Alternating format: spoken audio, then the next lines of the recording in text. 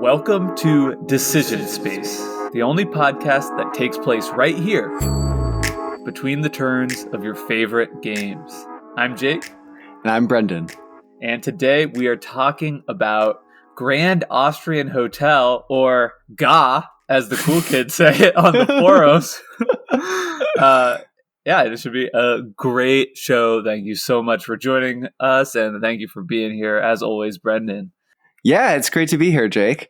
I briefly considered learning a language that would be fitting of the time in which Grand Austria Hotel is set. So like maybe, German or Hungarian, because it's actually like the Austro-Hungarian Empire. But then I was like, no, I can't do this. And then I was going to be like, Monsieur Jake, welcome to my hotel. But I already forgot the Google Translate audio that I listened to. So hello, Jake. I'm so glad to be talking with you.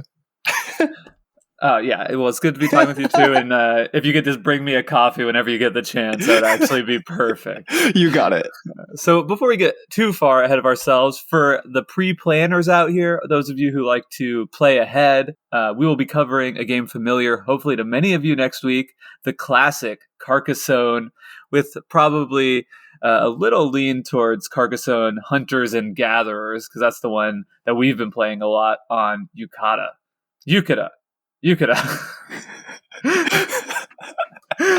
I'm not even going there. So, yeah, I think if you've never played Hunters and Gatherers, give it a go. It's basically the same game with like a few really clever tweaks. Jake introduced me to it, and I'm really excited to take the interdecisional spaceship back in time further than we've ever gone. Yeah, it will be way back there. And it should be a fun conversation about a great classic game. But today, we are not talking about that. We are talking about Grand Austrian Hotel. So let's get right into it with our ratings and slogans. Brendan, why don't you go first? Grand Austria Hotel is a sweeping and living puzzle, designed in a way that interlocks and juxtaposes numerous variable and high-touch systems, not dissimilar to a real hotel. The game offers players interesting decisions, but at times, its ample signposting might leave newer players confused about the best path forwards. I'll often be down to roll these dice, but likely rarely bring the game to the table myself. 7 dice out of 10. Oh, I like that. Very nice. So you just said Grand Austria Hotel, which I'm now looking up as the correct name of the game. I was saying Grand Austrian Hotel. Were you picking up on that? Is that why you overpronounce that? I wasn't sure how I should concierge on the pronunciation for you. So I took the subtle, the less direct approach as the concierge of today's episode, I guess. Yeah. And then I did the less subtle thing of just calling it right to attention. Well, I will try and do better with that. So 7 out of 10 from you, and we'll certainly be talking a little bit about the signposting in this game in a little bit. For me, Grand Austria Hotel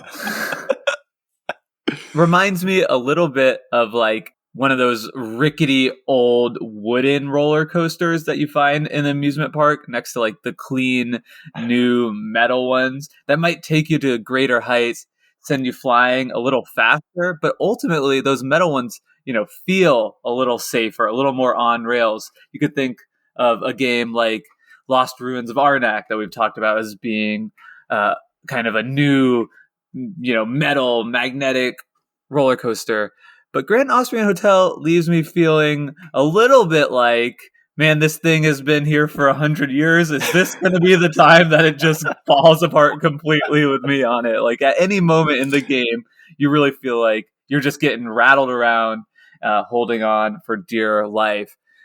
So perhaps that metaphor makes sense to you if you haven't played the game. If you have, and that makes no sense to you, bear with us. But I think it's a fun game, an exhilarating experience, and I'm giving it an 8 out of 10. I think I put it right there with a game like Carpe Diem, another Euro game we've covered. It just has that kind of classic Euro feel.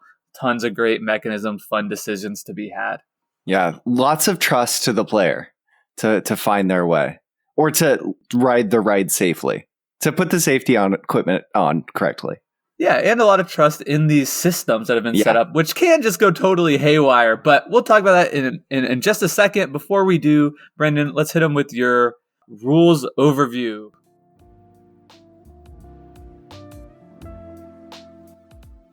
Grand Austria Hotel is a dice drafting action selection order fulfillment game. Played over the course of 7 rounds, each player has a hotel board filled with different room blocks that they're trying to fill over the course of the game by enticing guests to come and eat in their hotel restaurants. They can get these guests to go to their rooms by serving them various chocolates, strudel, cake, or wine depending on their desires, and once those needs are met, they're sent off to a room for the evening. Each round, a large pool of dice are rolled, and each die is sorted by its value 1 through 6. Then players will take turns in a snake draft fashion, taking actions tied to a given die's face value. For example, taking from the pool of dice showing a 1 allows players to take and serve strudel or cake to their guests. The twist in Grand Austria Hotel, though, is that players will do this action equal to the number of dice rolled of that type. For example, in a given round, 4 1s might be rolled. In this case, players would take and remove one of those dice showing value 1 if they're taking the action, and then do that action 4 times because 4 1s were rolled. If players aren't pleased with any of the options available, they may also pass, and when all other players have taken their actions or passed as well, the pool of dice overall is re-rolled, but 1 die is removed, and the round continues. This lends the game an element of push your luck, asking the players, can you make do with what's available, or do you have a better shot, even with fewer potential actions, of getting what you need done in your hotel? Variable shared goals in the form of politics cards and an emperor track have players striving to complete certain objectives by round or game end, and all players will staff their hotels with various staff member cards that give immediate effects, ongoing potential effects, or personal game end scoring conditions in pursuit of meeting the needs of their guests and having the most successful hotel by game end. I'm simplifying a bit here. If you've never played Grand Austria Hotel, as always, we recommend at least having a quick look at the board or rules overview, and we hope you enjoy your stay.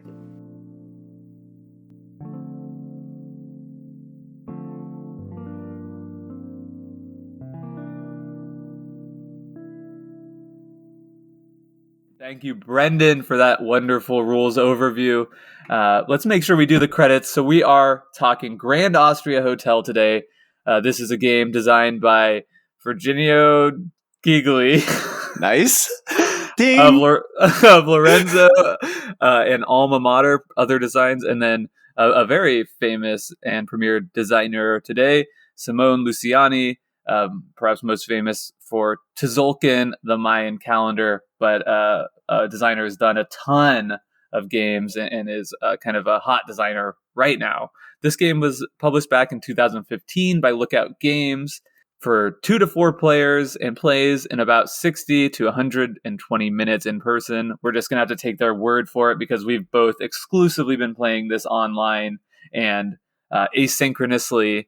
But we should say this game is currently ranked as 85, the number 85 best game of all time, a revered title, one that many people have loved and enjoyed for quite some time. Yeah, it's interesting to me that you brought up the wooden roller coaster, Jake, because initially playing the game, I don't think it necessarily, if you set the game in front of someone and they had no information about the publication history and the time in which this game came out, I bet you'd get wildly different guesses about when the game was released.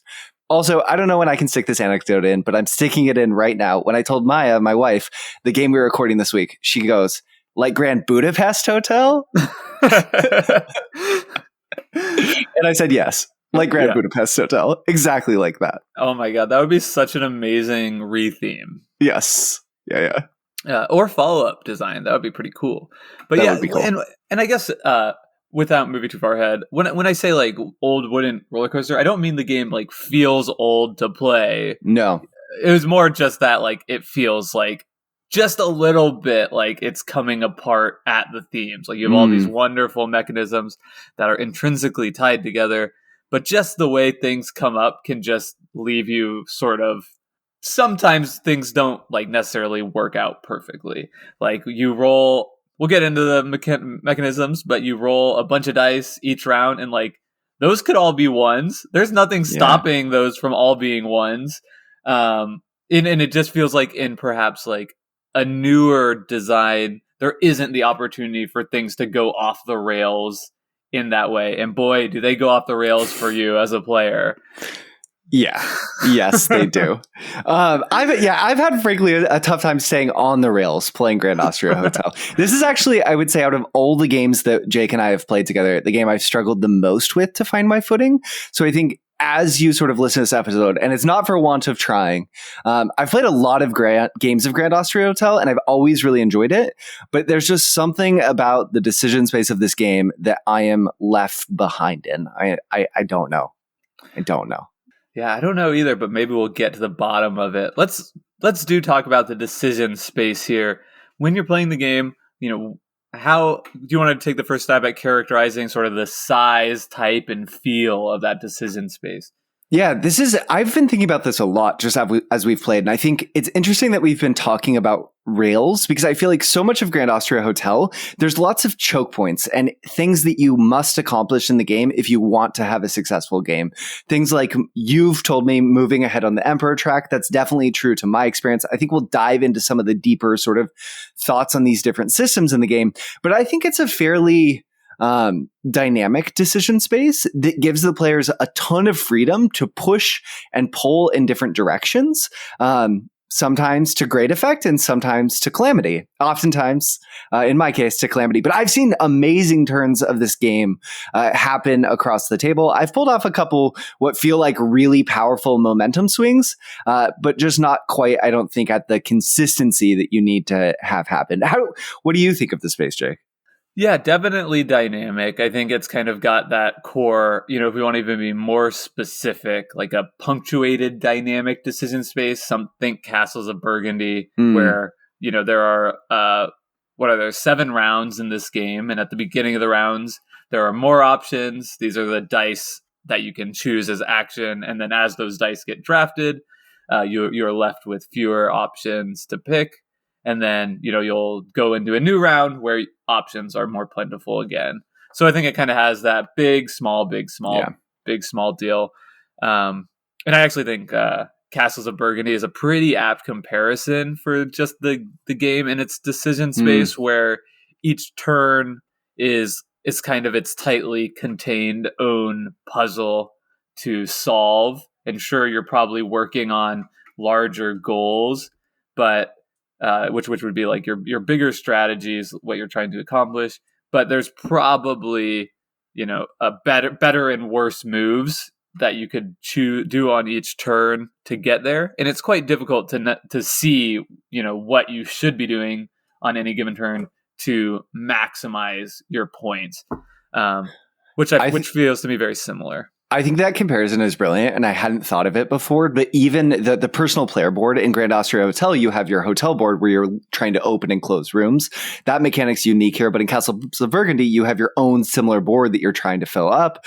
A lot of the personal goals that you'll get in both games, though it's sort of an interesting comparison where it might push you in one direction within the systems.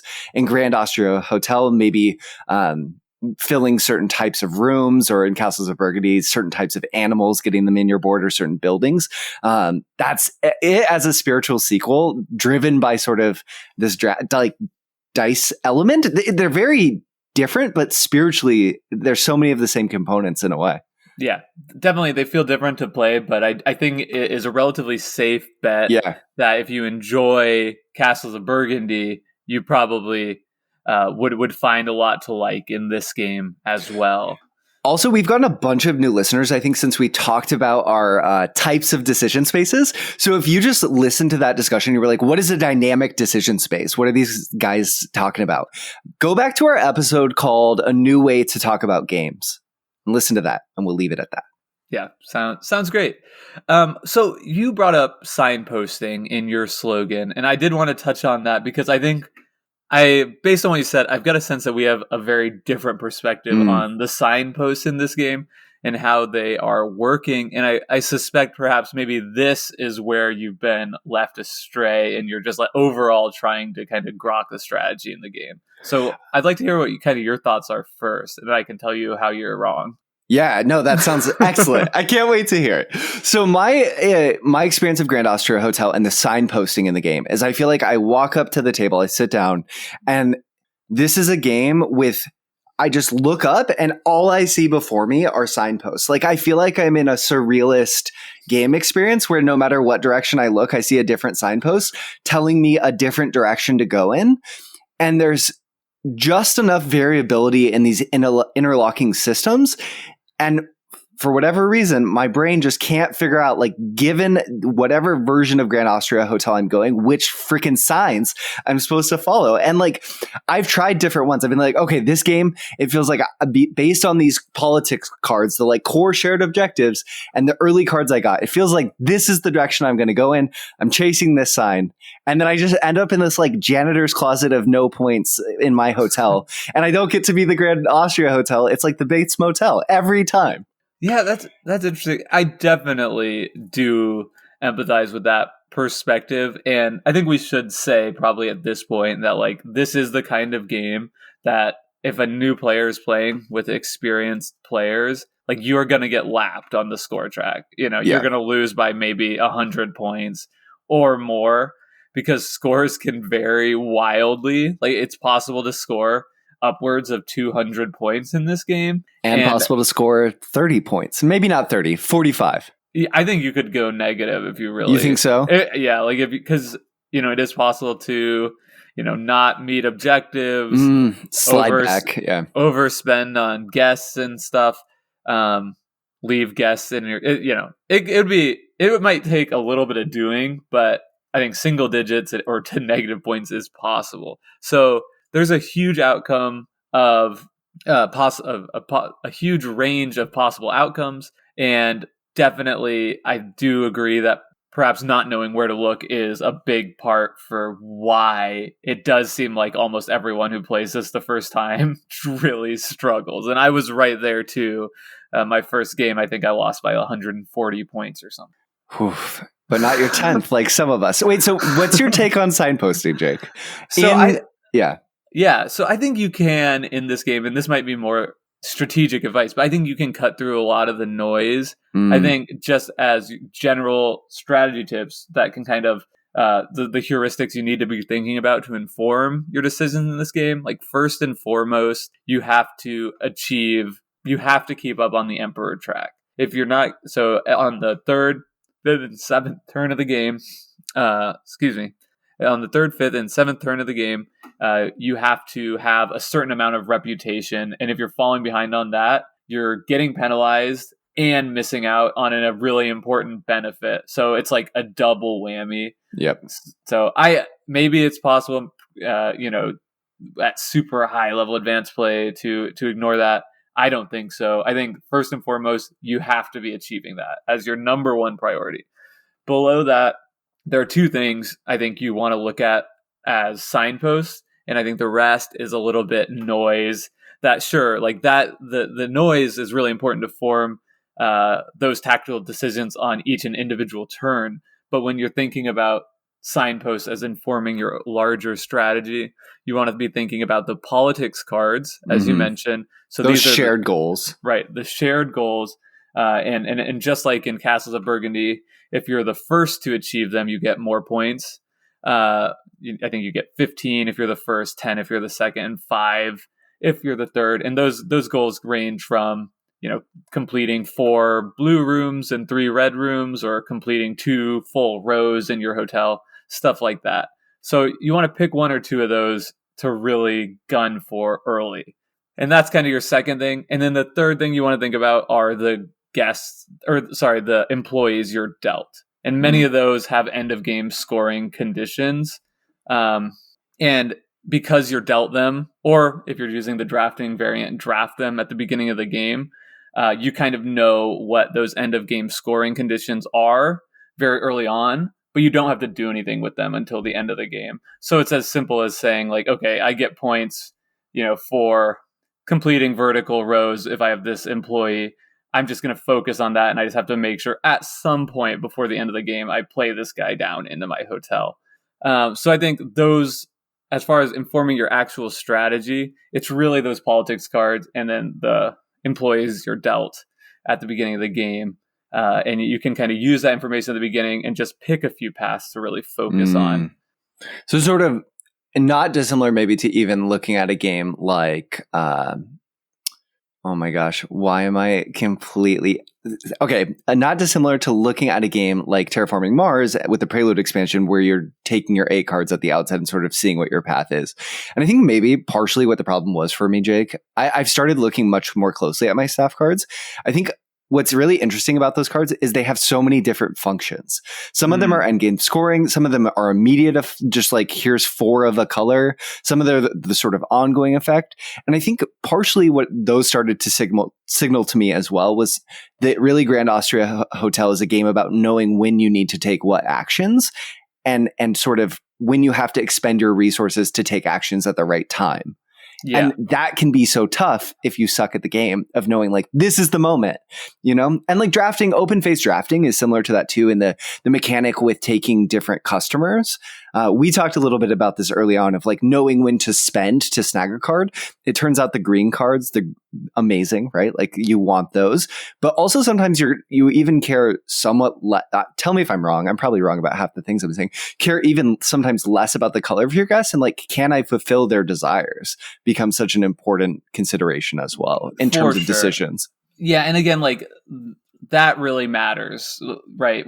How much guest cost to take them, what ingredients they need to put them into the hotel, what color they are for completing blocks. And I think all of that is like, once you have a strategic direction, then you can start considering all that and like with that baseline. But I think perhaps the game comes across as more of a purely tactical experience than it really is, and having that early strategy I've found to be incredibly important. I mean, I'm not the best player in the world by any means, but those just playing it quite a few times more than you, I think that's sort of what's been revealed to me. And I think to what you're saying about how to use the employees is really important and right. And I think you kind of want to find that synergy of like, how do these employees that I get interact with the politics cards, right? Yeah. Like, can I, if one of the politics cards you're trying to complete is filling up a certain number of rooms and you have the employee that gives you like 1 coffee every round, then you kind of can start thinking like, okay, well, I just want to start grabbing guests in these colors that take coffee whenever I have the opportunity. And like, all right, now we've got a strategy going. It's so interesting to just maybe to like put a cap on the way that you think about signposts in the game, which is probably the right way, and the way that I did, which is probably the wrong way, that Grand Austria Hotel is a game that deals you a hand of signposts and asks you to construct a path, plan a path at the outset to your destination, which you're hoping is going to be victory. So it just like gives you a bunch of possible venues and says, or paths, and says, how are you going to get to the destination? And I think I was sort of, okay, I'm going to run in this direction and then I'm going to run in that direction. And anyone who's ever taken a trip knows that that doesn't get you very far. Mm-hmm. Yeah, absolutely. And I think to bring it back to our discussion of how the decision space feels, I really like that because to me, I am primarily, a Euro game that those align with my tastes a lot. And I think, what I love about a game like Castles of Burgundy is that it does allow you to, every turn feels like a puzzle, right? Of making those tactical decisions. But there is a layer of strategy over the top. If the game was only those tactical decisions, then, that might feel like kind of like a word jumble that you see in the newspaper, like a little Sudoku. And it's like, that's some fun. That's like a distraction to try and figure that out. But that on top of that, and at times on your turn, that's what the decision space feels like, right? You're looking at all these inputs. These are the guests I have. These are the actions I have available to me. What is my most optimal move? And that often feels like a puzzle that you can figure out. But the fact that the game gives you the opportunity to choose your strategy first, it makes all those tactical choices feel a lot more meaningful and satisfying. And so, to me, that's why these type of Euro games are so great. Yeah, no, I hear that completely. And I think partially Grand Austria Hotel, I hope based on my synopsis, people don't think I'm not interested in the game. If I would always play this game, and I think it's so fun. I just, for whatever reason, I just haven't been able to find that path. So I think after this discussion, Jake, I'm going to go tomorrow, fire up another game and sort of see how it goes. Another, I guess maybe it makes sense then to like pivot to the dice drafting and like where the decisions really live. So if you're making all these decisions at the outset strategically, like what's the tactical meat and potatoes or strudel and cake of the game? I love that. Yeah, let's get into the mechanics and the decisions therein. So, not to reiterate too much what you've heard on the rules overview, the game is oriented around this dice draft. So on your turn, it will be your turn is as simple as, well, first you're presented with the option of picking a guest, but then you get the choice of one of the available die. Each die face coordinates with its own action, which I just love as a mechanic because it feels like it's such an like I don't want to say this in a disparaging way, but it just feels like such like an obvious mechanic, right? It's like when you're sitting down designing a game with dice, you're like, roll this dice and each dice does something different. Like perfect. And that's like really is as simple as that. And I kind of love that about this game. Yeah, there's a lot of designers that will call that like a screw you mechanic because like it's so clever and smart and clean that it's like, how did I not know about this before or think of doing this myself first, right? Like oh my gosh. And it just hooks you and you can't stop thinking about it and how well it works. And I think it's so clear that this dice drafting system really is the mechanical core that all of the other systems have been built around, right? Like in a way, it's not like sculpting at all because I think you started with the heart and then added these other things onto it. So maybe it's like free sculpting rather than like, taking a chisel and taking the marble out because you really started. It feels like the whole design started with this heart. And it would have to be because of the insanity allowed by this, right? You most certainly are not going to, right? You would expect, of course, to see all the actions in roughly an equal amount over the course of the game.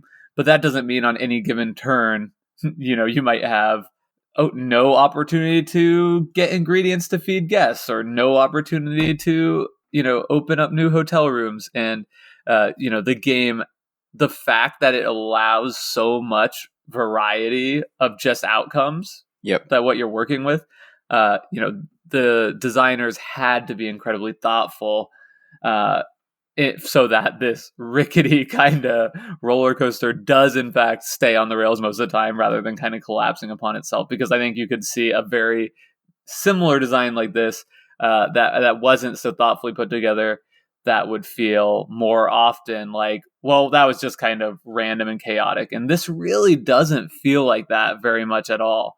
You have so much agency. You're given three really important tools, two of which I think make sense to talk about now, and then one later on in the conversation. But I think the first choice, really, even before what you mentioned, Jake, the first choice you get is, do you want to take a turn or do you want to pass?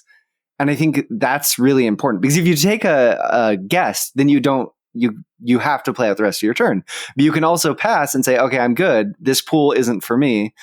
And then play will come back to you, re-roll the dice, and then have a chance to see it again. So if you're not in for the roll, if it's too zany and you think you have a better shot later, you can opt to do that. Not always a good decision. I've literally never done that. You've never done that? Yeah. I don't know that I knew. Like, so, this is like actually news to me. Awesome.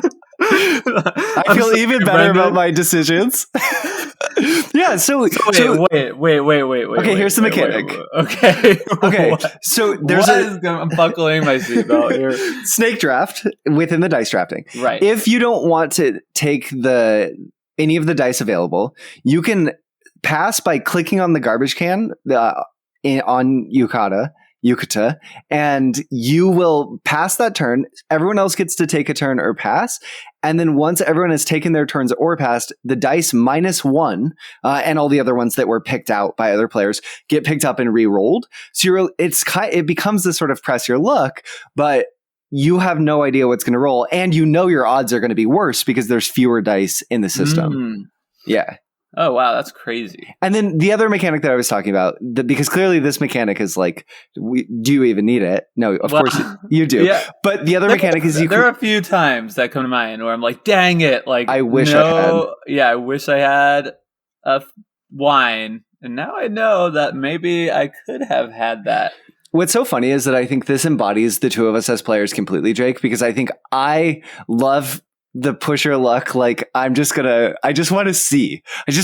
And I think you are much more the like reserved, I'm going to take the smartest path, the most sure bet forward.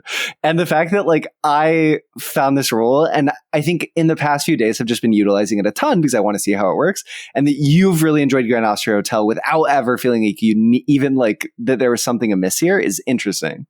Yeah, that's fascinating. I need to read the rule books for the games we're covering on this podcast, clearly, but that's another issue. I'm good at this game. I win. I beat people at it.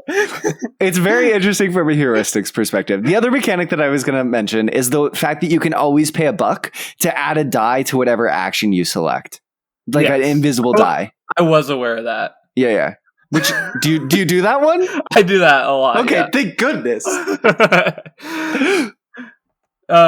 Yeah, I mean that is interesting too, and I think, I mean, it's hard to think about that in particular one in the abstract, right? Because it's so specific and contingent upon anything else that might be happening in the game. But it basically is just a mechanism within the game that's like here we go. Another decision space sports metaphor. Like a gimme in golf. So this but it makes it a valid decision that you can make. So a gimme in golf is like this. I don't know how often people play this way, and I think it's mostly casually. But when you're like close enough when you're putting, that like it just went in, and I think it's like sometimes as a kid like people would be like, oh, that's a gimme, though you'd always just play it out. But I think it's this idea where like within the randomness and the variability of the system, I bet in the design, there were lots of times where people were missing vital actions that they needed because of one die not rolling in. And it's such a clever way to say like, okay, it was close enough. Just spend $1 and you can have a die. You can take the action that gets you up the Emperor track that's going to get you this bonus that accomplishes this and doesn't give you those horribly bad moments of you missed it by literally one die. Yeah, I love that metaphor. I think it makes perfect sense. And, I can imagine that this game would just feel right again, like back to that wooden roller coaster. I think without that, this would be just a pile of timberwood or whatever. Yeah. So should we now jump down and talk about the actual die actions and what they do and the decisions they're in, or anything else? No, let's do it. I think that will make really good rails for our roller coaster rides for the game. Awesome. So let's talk about the 1s and 2s. So these are the two ways to get. I'm saying ingredients, but they're food items, right? Like menu items. Menu items. Yeah. So they're coffee, wine, bread, cake, strudel and cake. Strudel and cake. Yeah, and so those are the 4 things that every guest in the world will want in some combination. And the other really important thing about these meal items is at the end of the game, they are always giving you points if you have excess of any. So it's just 1-to-1. Yeah. So to me, that makes these the kind of decision here in picking die, is grounded in these 2 options existing because you're always just getting points when you're doing this.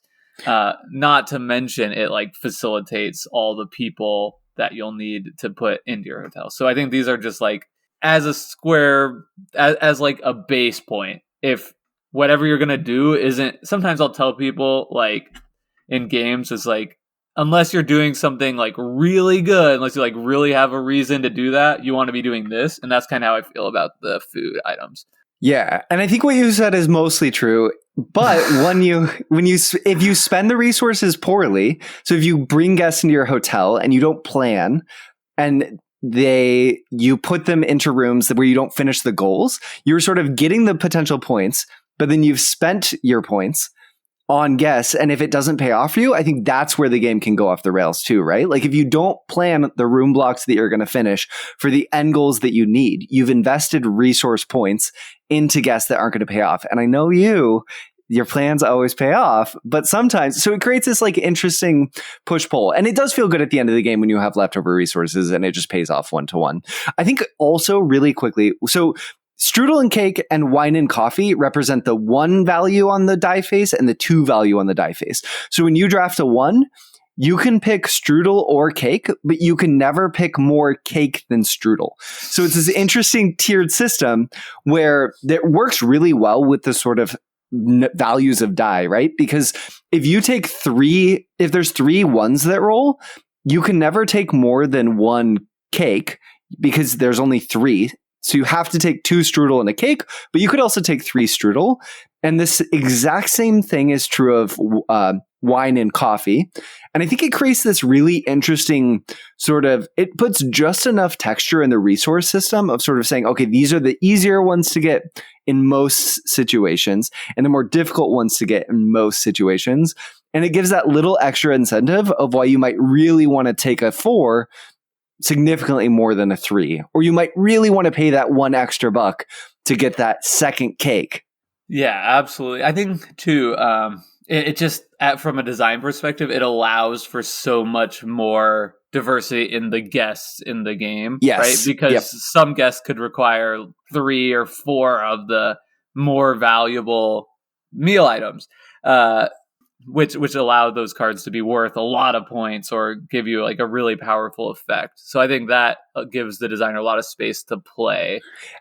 One thing that struck me about the system too, Jake, is just the vast, the difference in guests that you can potentially have come to your restaurant and try to get into your hotel rooms. Like you mentioned, some just cost 1 resource of a basic resource like wine or strudel. And their function is really just getting them into a room, right? Like you're taking them because they're an easy way to stay efficient and put people into rooms, but they're not really facilitating the similar things that really expensive guests are that you might pay a lot to draft. And there's so much texture in the breadth of design of different costs in this game, which we were talking about Lost Ruins of Arnak, another game we covered recently, where a lot of the costs in that game, the value of things is really close.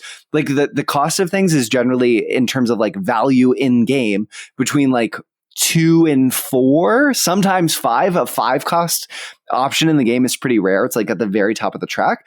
And I would say that if you look at a game like Grand Austria Hotel and how the guests are assigned, I haven't actually like played with a value system for this game, which is probably why I've been poor at it. But I would suspect that it's much more broad. And my experience has been that it's the much more breadth of how much you can really invest in a single guest. And when you do that, you really have to have a plan of why you're doing that. Absolutely. And it's also just, again, right, that's another, like that is noise, right? Yes. Which is, it makes all the decisions on your turn really interesting. Yeah.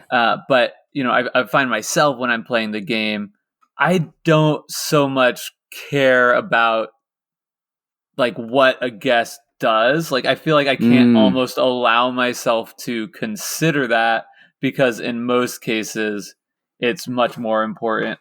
Like I just almost like just going with the baseline assumption, like if this costs 1, it's roughly the 1/7 the value of something that costs the equivalent of 7, and just try not to worry about it and just taking the colors of guests that I need for the resources that I have or could easily get. Sure, totally. So thinking of it more as a bonus, which in a way it really is, because the way that this works mechanically, if you haven't played Grand Austria Hotel, the function of the game, right? You're getting these guests to come to your hotel. They have specific demands that they tell you as a waiter. Desires. Yeah, desires. I desire a coffee and strudel. Well, they kind of demand it. They won't leave unless you give it to them. Yeah, I'd be a coffee and strudel kind of guy, I think. I don't think one of these exists, but I think I'd just be all for it. Just bring it all. We'll just dive into everything. But once you meet their desires, then you can send them off to a room and you get a bonus of some kind usually. Some of them don't even have a bonus associated with putting them into a room, meeting their desires and sending them off. But I think that's a really good point, Jake. It does feel like the breadth of cost the effects tied to them feel fairly representative of the difference in cost that you have to invest in them.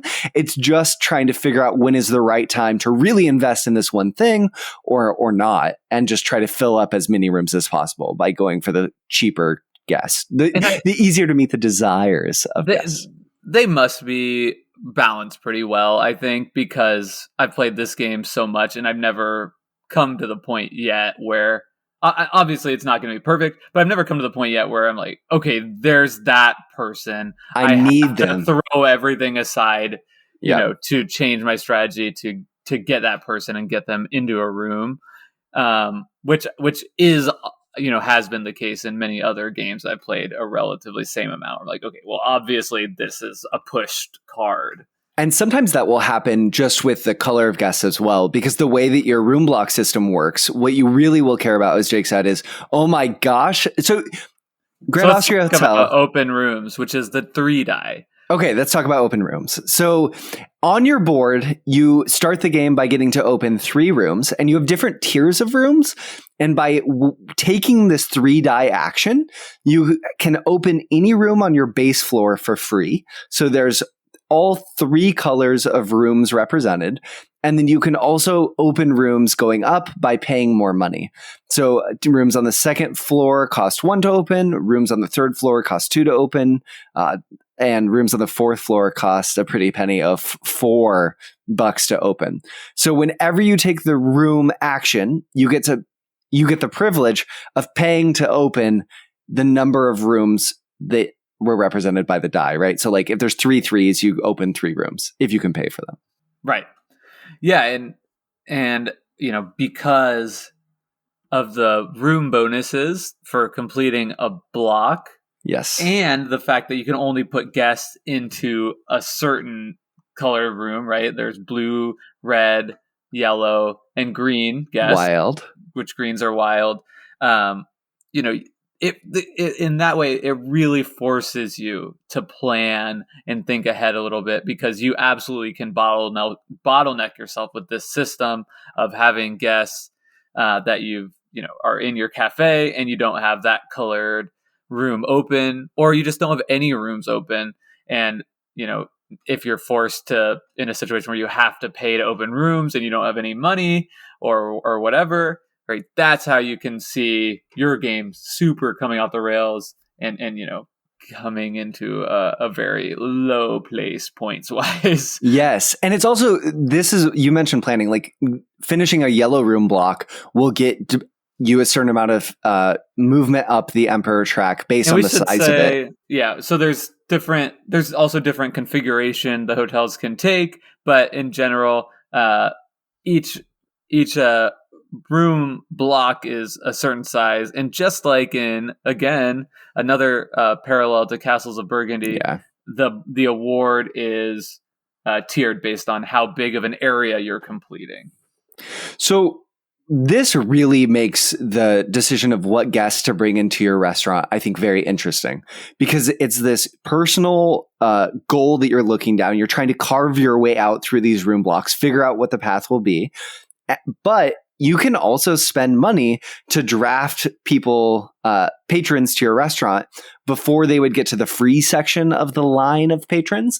And I feel like oftentimes knowing when to spend money to snag a certain color of guests to put in a certain room, whether I think like the different colors are like politicians or artists or what have you thematically within the game. So getting like or even green, like getting green guests is so powerful, just having the flexibility of being able to plug them in. But Jake, I'm curious, in terms of your hierarchy, let's say 4 rooms, 4 threes are rolled. How valuable do you feel going to those 4 threes are? Like, where does it fall in your sort of tier list of other abilities that have 4 dice rolled in them? Yeah, I mean, like anything else in this game, that answer is going to be so depends, contextual, right? Yeah. It's so contextual, but I think just as like for general heuristic, as you're thinking about this, and then this is kind of coming more into like strategy tip territory, would be having multiple threes is more important early than late, Yeah. Because if you're able to take four threes early and just open up all of your bottom floor rooms, which are free, and a couple of the rooms that cost $1, and just like not have to take any threes for a little while and focus on other things, then that's a really nice advantage. That's just going to make your life a little bit easier as you're trying to juggle all the other balls that this game asks you to balance. Late in the game, you don't have to use them all, but it's just not going to be that impactful because money is generally tight in this game, and it's pretty unlikely that in the final round of the game that you would have the money to open four rooms. Time. Yeah. Or the time, right? And to if you're going to open 4, that would mean you probably already have 3 guests that you're pretty much ready to finish off, and put in a room right away already, which probably means that your plan has gone off the rails if you're really relying on that at that point. So better early than late, I would say. But other than that, I'm pretty much only doing it because I have an immediate need. How often do you find yourself within Grand Austria Hotel making the decision to wait on a round ending to put a guest into a room? So wanting to time your bonuses based on finishing a certain room block? Never? I'm not following. I don't understand why you would ever do that. Because maybe you want the bonus on the Emperor track a turn later because it's going to reset a little bit. So you wanted to finish your Emperor track in round 4 rather than round 3 where you've already met the needs of it. No, you don't do that. I don't think that makes sense. I just don't think that makes sense. Because you're going to push up and fall back the same amount. You're right. You're right. Take it. So we know. Okay, good. Now we're even. A little too hard on yourself. Yeah. Yep. Okay, great. No decision. Moving on.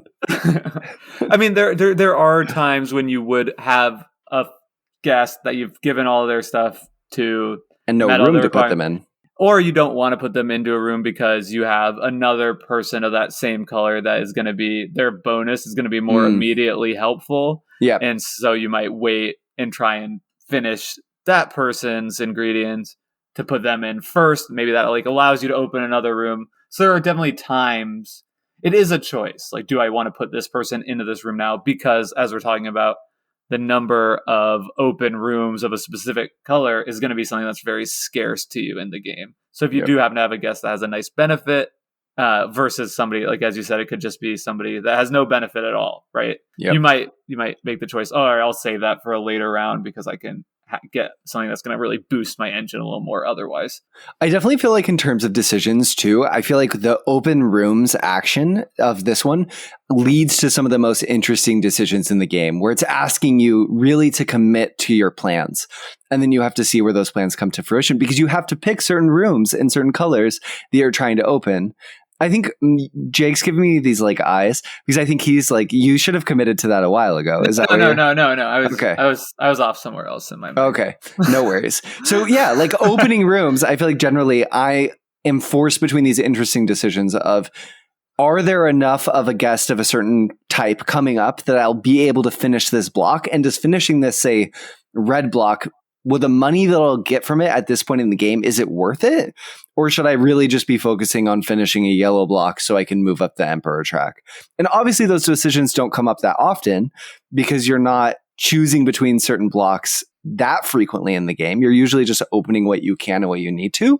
But I feel generally every time I pick an open rooms, I'm making an interesting decision or I've thought about an interesting decision that I wanted to make by taking these. Totally. And I think there's also a huge element of improvement here because I think these bonuses that are coming in from the rooms, especially the Emperor track bonus from completing yellow room blocks and the money bonus from completing red room blocks are essential to successfully churning through guests and keeping your engine going from the first round to the last, right? Without having hiccups. You need to be, efficiently finishing out these room blocks at the right time. And I think this is also a place where a newer player is maybe just not able to think ahead enough to see okay, when is this going to come in? How much is it going to help? And just being able to think about that and factor that into their strategy. It's a lot to ask.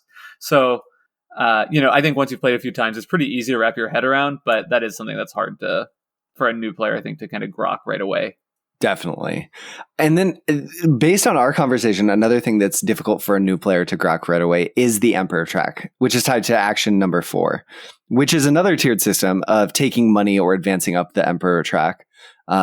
Which one's the higher tier action? It's harder to advance up the Emperor track and easier to get money. You can always take more money than Emperor track spots advanced. Or is it reverse? I don't think it works like that. It's just it's even. You can always pick whichever combination. Exactly. Gotcha. Yeah. Which, I think in general, if I'm taking this action, it's because I need to move up the Emperor track in order to meet a benchmark, or I need money or both, right?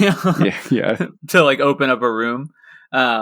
But in general, this is not an action I guess there could be a time, right? If there's 6 4s and I can just say, woohoo, I get to go up 6 based on the Emperor track for free. Like, sure, I'll slam that.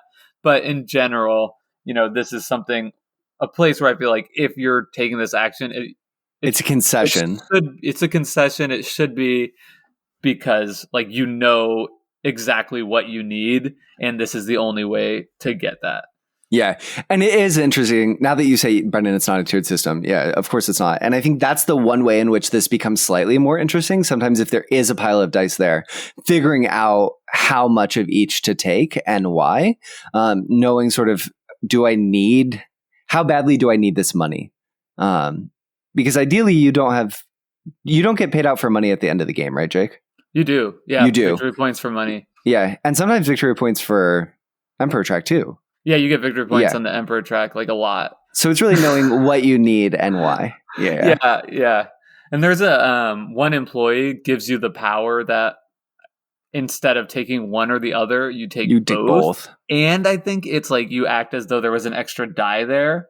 That's very powerful. It's very powerful. So, which is just to say each of these actions, obviously, if you have an employee that impacts them or something like that, it can change. Like, and that could almost be a strategy in its own right. If you have that, just slam this a bunch, get up the Emperor track, get a lot of money, buy expensive hotel rooms.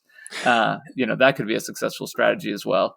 Yeah, the staff cards really do feel like one of the most interesting systems in the game. They're like your own personal staff. Yeah, and knowing, but you can't afford them. They really range in price, but it's very difficult to play them all just based on their financial cost, the amount of money you have to invest in them, but also just you can't afford to take the play staff card option that many times. And it's important to note that taking this action, the 5th die, does not allow you to play 5 staff cards. It reduces the cost of playing 1 staff card by that much. So if there's 4 dice in the play staff card, you get a discount of 4. We've been saying bucks, but they're technically krona. Right? Oh, okay. Yeah, sure. Yeah. Yeah. And I think take the staff option is a really powerful move, as you might expect early in the game, right? If you have a staff that gives you an ongoing bonus, you want that out turn 1 so that every time you take the 4 throughout the course of the game, you're getting that bonus, not half the time. So I think in that sense, depending on what you have, it's something you want to take early to try and even if you're paying full price or close to it. But also, and this is something you might miss too as a new player, like there are lots of ways you can get staff down through other means. Like quite a few of the guests that come up give you the ability to play one or more of your guests. Staff cards. Your staff cards, sorry, one or more of your staff cards, which I think we've also called employees. Yes.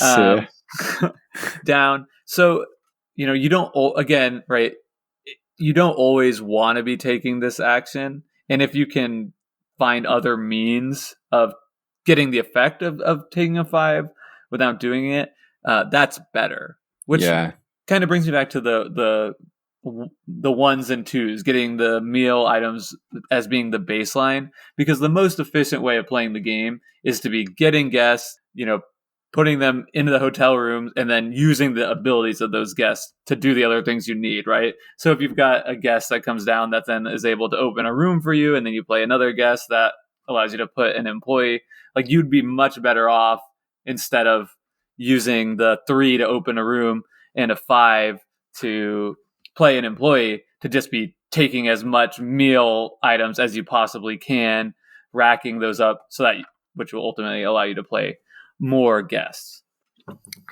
Definitely. And I feel like with the staff cards too, there's so many interesting decisions that come into play because we mentioned this earlier, Jake, they really vary in what they can give you as a player. They can give you single use payouts.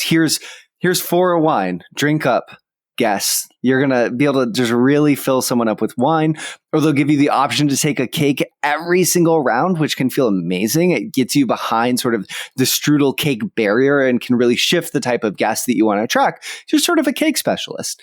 Or there's just a bevy of endgame scoring conditions. And I feel like the decisions we've talked about getting staff cards, the opportunity cost of getting them can be quite high.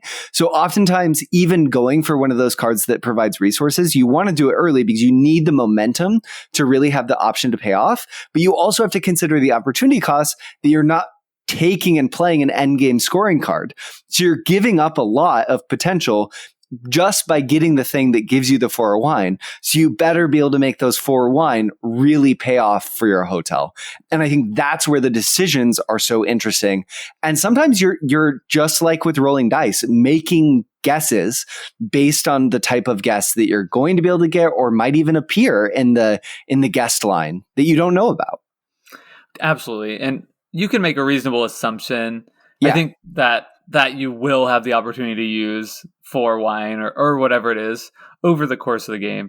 But yeah, again, like that is a feel and tempo thing of when can I afford to take an offbeat, right? To play down this end game scoring card, especially, and not fall behind on the Emperor track or, or lose out on the opportunity to take a guest into my cafe, which is also something that happens, and you kind of know you're in trouble, right? If you've got you're starting a turn and your cafe's full because you have 3 guests already there that you haven't been able to complete, because that's like that's the game signaling to you like, hey, like you're doing slow, like you need to grease these wheels, right?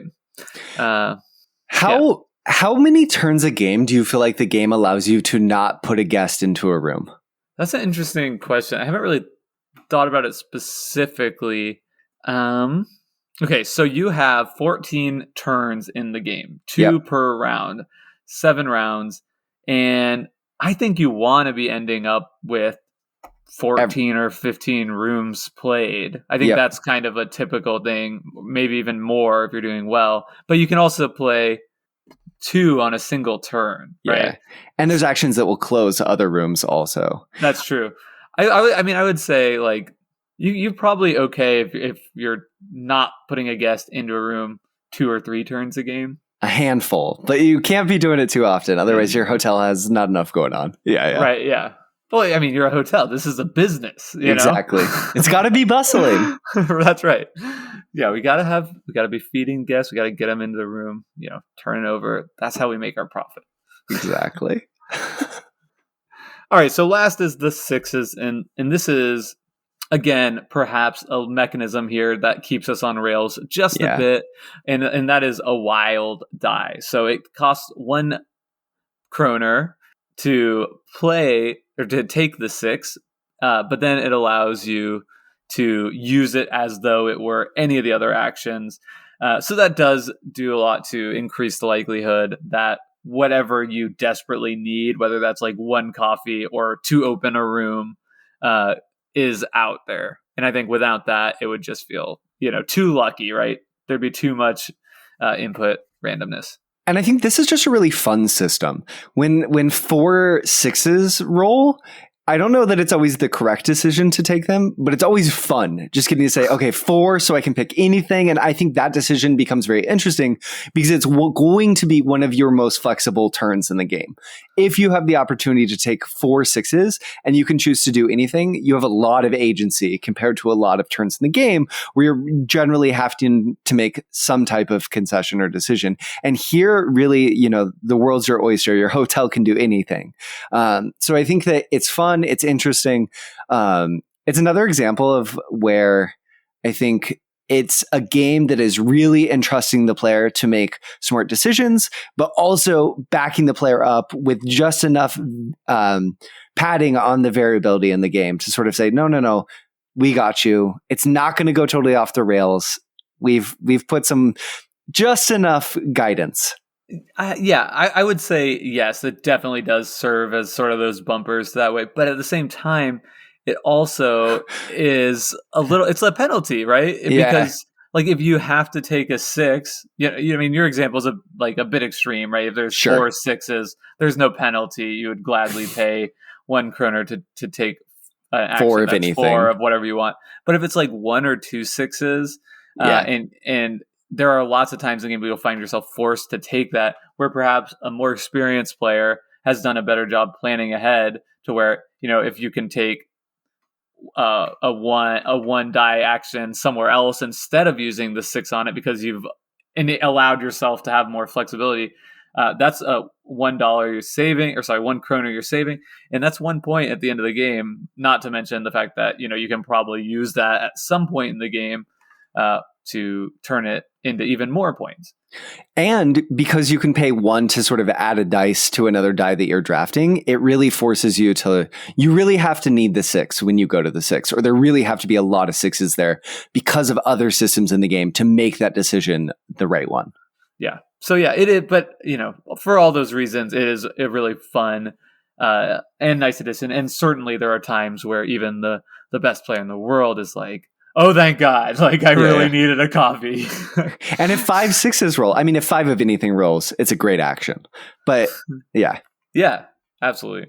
All right. So that is all the different actions in the game. You do have another final option on your turn. Is it the final option? I'm going to say that. It might be wrong, which is that you're also able to pay to use ingredients that you have to.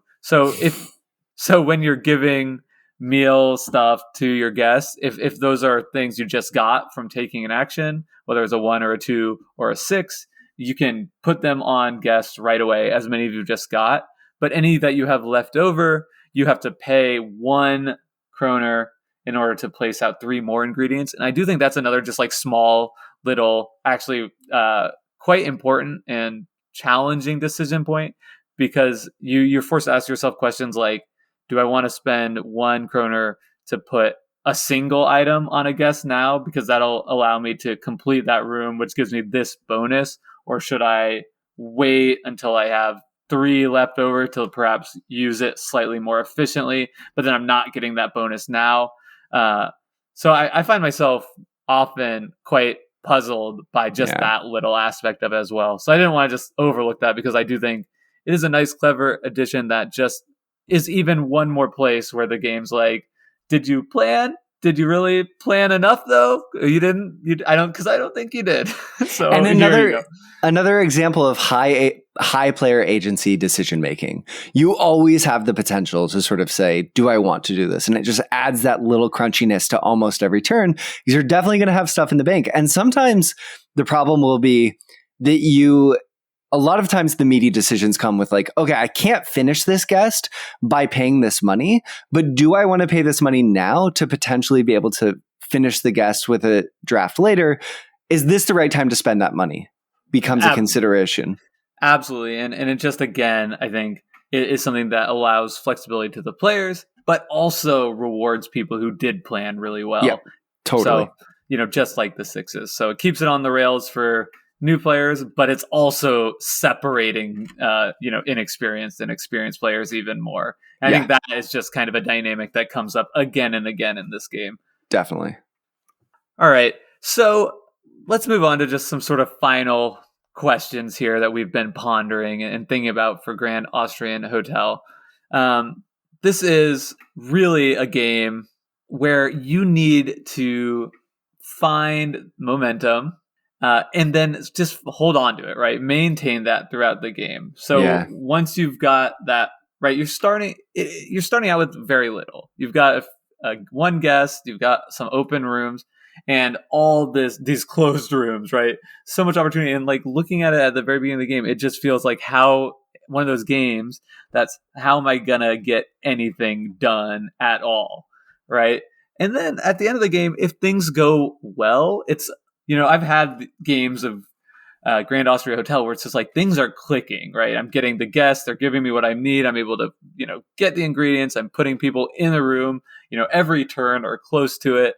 And it's just smooth sailing. And I look down at the end of it and it's like, it's amazing what I've accomplished here in 7 turns. It really has that feel. But those games are kind of few and far between.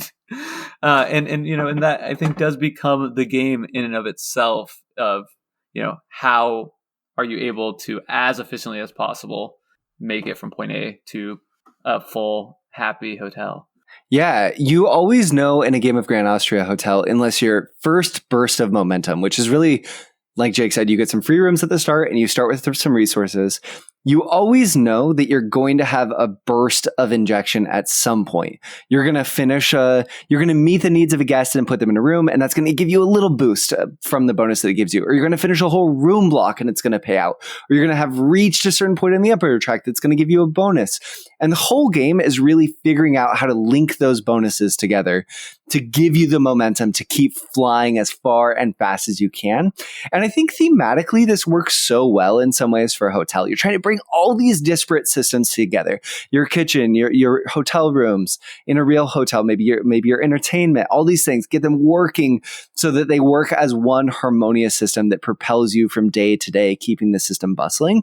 And I think in terms of decision making, that makes for really interesting, varied decisions. Knowing when you get this burst, this injection, what is the right path forward from here, and knowing when you can afford to really invest in one direction versus maybe having to take the tempo cost. We haven't even talked about that a ton, but forcing a certain action because you just need to get that one room open. And it hurts to take a whole action for opening one room, but you just have to do it. Yeah, and sort of absolutely. Situations like that, the decisions feel so good. I totally agree. Yeah, the tempo, right, and all that is, it really does go together, right? Because missing that opportunity, any turn in the game is an opportunity to bottleneck yourself, right? Yes. So not taking that inefficient action at that moment when you had to take it is like, this game punishes you for it, and you're like, dang it. And now I'm sitting here. Sure, I have a lot of reputation on the Emperor track, or like, sure, I have plenty of ingredients, and full guests, but like no hotel rooms to put them into, and you're just behind the 8 ball. And I think that's, as punishing as it is, it's also satisfying when you get it right. Definitely. So I do want to do this. I want to give you the opportunity, Brendan. Do you have any turbulence? This is your captain speaking. We are now approaching a little bit of turbulence. Please return to your seats and buckle your safety belts. I think really the turbulence that would feel and would speak to, I've sort of spoken to somewhat already, which is really just the not in onboarding, being so confused about which direction is the right direction to run. And I think, Jake, you gave me a tip of sort of I feel like we just say this line every podcast. We should just record it on like an audio board and just play it when it happens. But every game is different. But on average, the blue guests are really, they cost you a lot getting victory point payouts as your boost for finishing a room block. And you have to be really sure that that's the right path forward in the game. And it is sort of signposted on the board in front of you. Like, your biggest blocks are yellow and red, which sort of signals, okay, you want to finish these. But sometimes blue guests are flying and you take blues, and it can be frustrating sort of saying, well, the game told me to go in this direction, but it wasn't right. And like, yeah, that's how this game works sometimes. It's going to tell you a direction and you have to resist. You have to just stay focused and go with what you think is the path that you're supposed to be on. Yeah.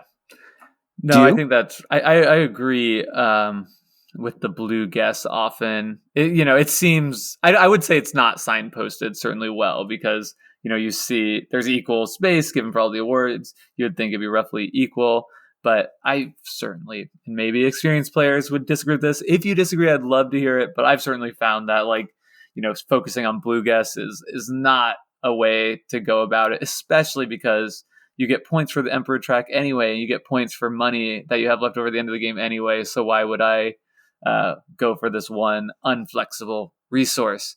Yeah.